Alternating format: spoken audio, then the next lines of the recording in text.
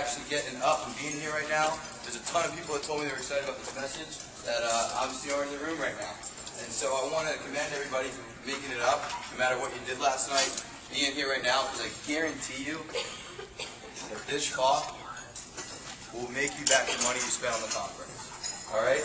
Anyone excited about that? Raise your hand. Yeah. Right. That was my goal in preparing this message. Was what I said was, you know what? If I could give a message on closing, I'm going to make sure that whatever I deliver, no matter what else any other speakers do this weekend, I'm going to make sure that this talk makes the conference worth it for everybody here. Anyone excited about that? Say yes. Yes. All right, cool. We're going to talk about mastering the art of closing. Now, if you're over 75K, I know some of you probably aren't that are still in this room. That's all right. But if you're over 75K, or you've been in Cutco, or if you're even here at RDC, I would bet that you're okay at closing right now. But what I want to share with you are some new ideas that you have never heard before of how to take your closing to the very next level. All right? So there are going to be 4 points. What I'm going to be doing is I'm going to try to get through every single one of them. I might not have time to do them all. So at the end, what I'm going to do is have everyone write down their email address on a sheet of paper and pass it up. Everyone that didn't already do this in my last breakout last night. And I'll send you some of the other points if we don't get through them. Cool? Yeah. Cool. Yeah. All right, so everyone's here with me right now, right? Yeah. All right, perfect. The first key to closing is to fish with all of your bait. Write that down. Fish with all your bait. What do I mean by that? There are 6 reasons customers buy Cutco. There are 6 angles to sell Cutco from. Most of you know the first 3. The first one are sell them knives because their knives stink.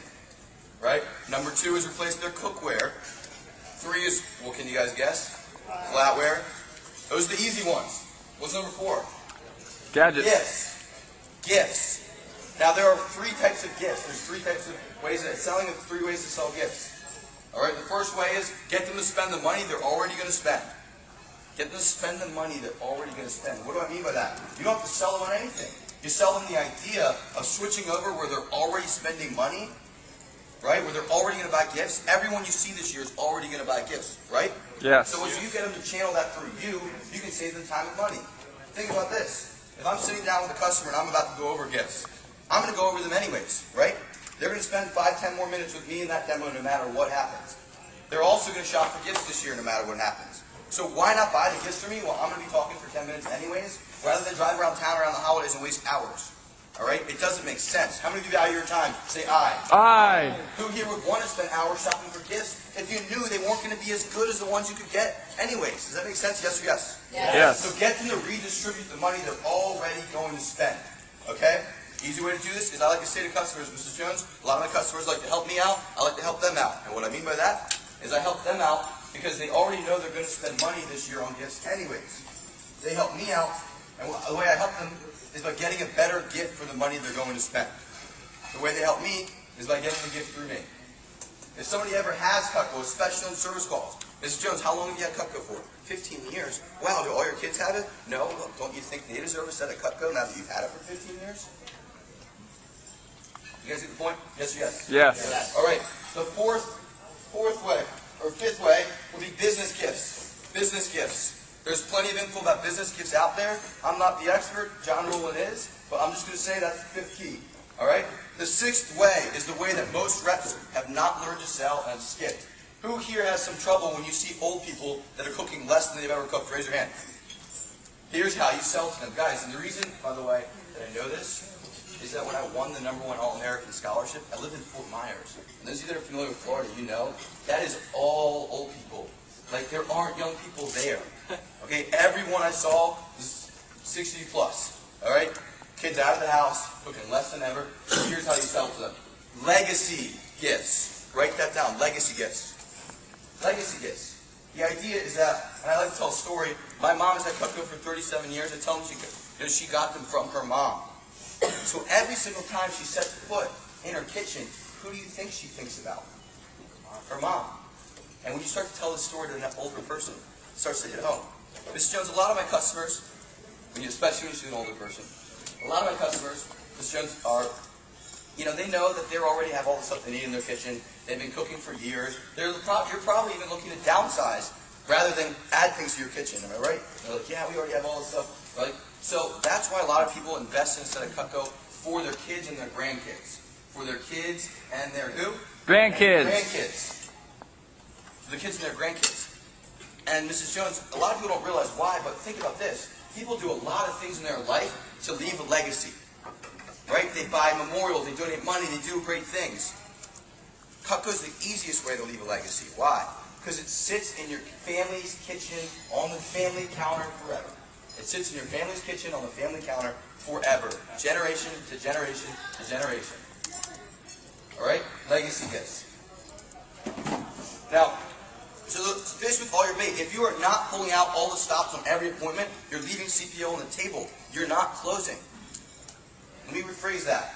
If you're not pulling out the whole arsenal on every demo, what do I mean by that? You go all out with everything you've ever learned on the knives. You go all out with everything you know about the cookware. You go all out on the flatware. You go all out on every type of gift, and you try to fish with every single piece of bait you got so you can catch a big one. All right? Fish with all your bait. Number 2, to mastering the art of closing. Number 2 is to bash objections before they come up. Don't handle them. Do what? Bash them. Bash them. Too many people are too busy planting 1 or 2 seeds and not just crushing it to the point that they can't object. Let me give you an example. Too expensive. You guys all know, handle it before it comes up, right? Here's how to bash it before it comes up. Mrs. Jones, one of the things I love about Cutco is that we make it so affordable for everyone to get it. Don't get me wrong, this stuff's expensive, but with our easy investment or payment options, however you want to phrase it, with our easy payment options, everyone can afford a set of Cutco. In fact, the payment options are so affordable that even I, as a college student, could finance any of our sets today if I wanted to. Ooh. Ooh. Tell me you can't afford it. Especially when I just pulled up in a car on 20s, you know, and I just told you I can buy the set today. Right? You own a house. Who's ever seen someone that doesn't have a car? None of you. How much was the cheapest car in the cheapest house you ever saw? A couple $1,000. I bet you it was more than an Ultimate. So don't tell me they can't afford it. In fact, don't believe them that they can't afford it. All right? Bash objections before they come up. Another one I'll give you really quickly. My knives are fine. This is my favorite objection. Who is ready to learn like the biggest golden nugget of the whole talk? Say aye. Aye. All right. My knives are fine. They're cutting the rope, right? And you're like 30 strokes, 40 strokes, 50, 51, 52. Here's what so many people forget. When they finish, compliment them.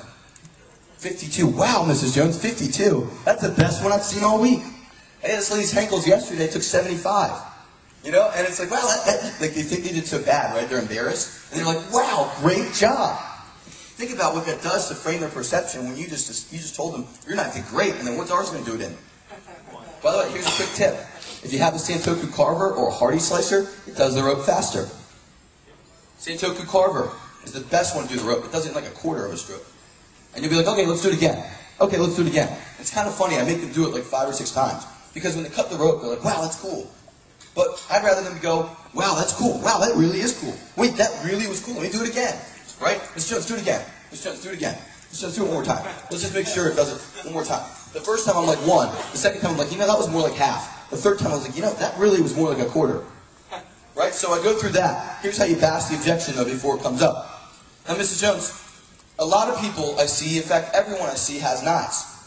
Everyone I see already has knives. But few people think of their knives as a tool. A knife is a tool that's handcrafted and specially designed to cut.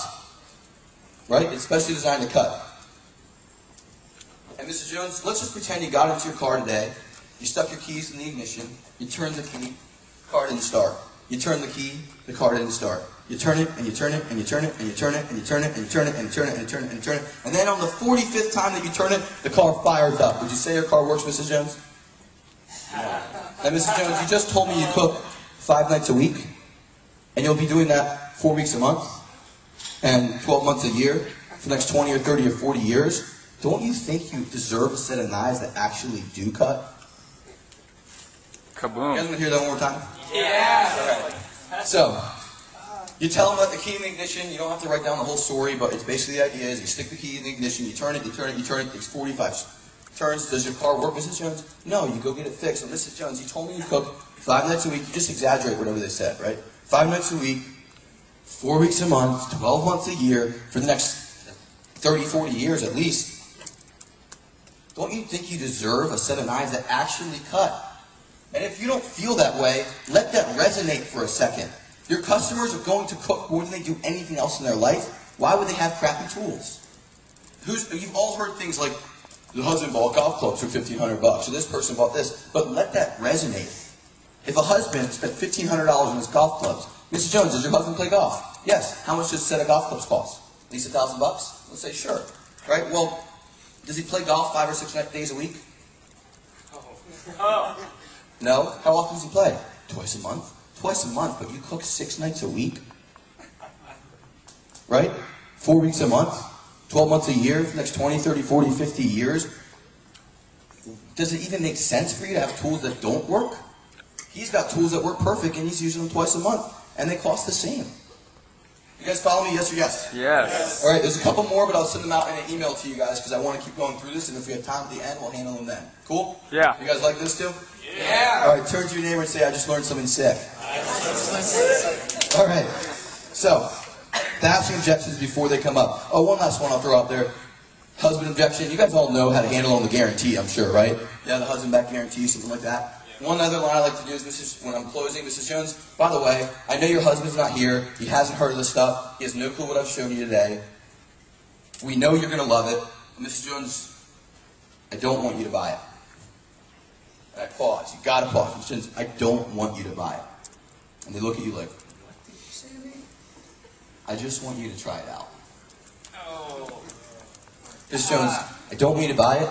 Just try it out. And if they try to tell me that they have to ask their husband, I literally look at them like I'm like disappointed. Like, Mrs. Jones, I understand why you have to ask, well, you feel like you have to ask your husband, but is he really going to be that mad at you for putting down a fully refundable deposit so you can try out something that you'll actually be the one using for the rest of your life? Or when you're on the guarantee, you know, all right, repeat that one more time. Mrs. Jones, like, is he really going to be that upset about you putting down a fully refundable deposit for something you want to try out that you're going to use every day, and he's not? When you're also going over the warranty, when you're doing the husband back guarantee, the way that you do it whatever way you guys have been taught by your managers. But one thing I'd like to do is, Mrs. Jones, you know, this is our money back guarantee. It's also the husband trial period, I'd like to call it. It gives you 15 business days to try everything out, test drive it around your kitchen with your family, make sure you all like it. Because, Mrs. Jones, I don't want you getting a set of Cutco because you know you'll use it every single day, and your husband gets really mad. I don't want you guys getting divorced or getting in a fight over the fact that you invested in a set of tools that you know you're going to use way more than anything else you ever get, but he doesn't understand it because it costs so much. All right? So, let's keep going. Number 3, because I really want to get to my main point. Number 3 is confidence that your solution is best. Confidence that your solution is what? Best. Guys, there is a difference between good and great. Your customers deserve greatness. Henkel's is good. Cutco is great. Other knives are nothing. There's a difference between good and great. How many of you have ever done an appointment where you go through the knives, you go all out of the knives, you don't care what they told you about their knives, you're going to sell them Cutco, and you get to the cookware, and you're like, what type of cookware do you use? Oh, I love my cookware. Okay, let's skim past it. Pull out that whole arsenal and hit home on everything. Don't listen to their objection before it comes up. The same way you're supposed to handle it, you're also supposed to not listen to theirs. Right? Does that make sense? Yes or yes? Yes. So, the one phrase I'm going to give you with confidence their solution is best is your belief should outweigh their doubt. My belief outweighs their doubt. Even if you don't know it yet, I know you will be happier if you get a set of Cutco today. I know it. My belief outweighs your doubt. Think about this. Let's say you go see a movie and it's life-changing. And you talk to your friend and they're like, yeah, I don't know about it. And you're like, dude, you have to see this movie. Michael, you got to see this movie, man. You have to see it. Not taking no for an answer. Who here would find a way to get their friend to see the movie? Raise your hand. It is the same thing when you sell Cutco the right way. Mrs. Jones, when they tell me they cook 5 nights a week, I have to feel bad that they're using those crappy tools. Like, actually think about it. It really, who's ever, since you sold Cutco, had that one experience where you use really crappy knives? You're like, whoa, this really does suck. Yeah. Help your customers see that. If they don't get it, it's like arguing with someone that's a fundamentalist in any religion. You just haven't seen the light yet. Okay? You will not persuade them otherwise, but they know that they're right. No matter what you think. Does that make sense? One other thing is, if they say they can't afford it, I literally believe if they say they can't afford it, they just think they can't afford it.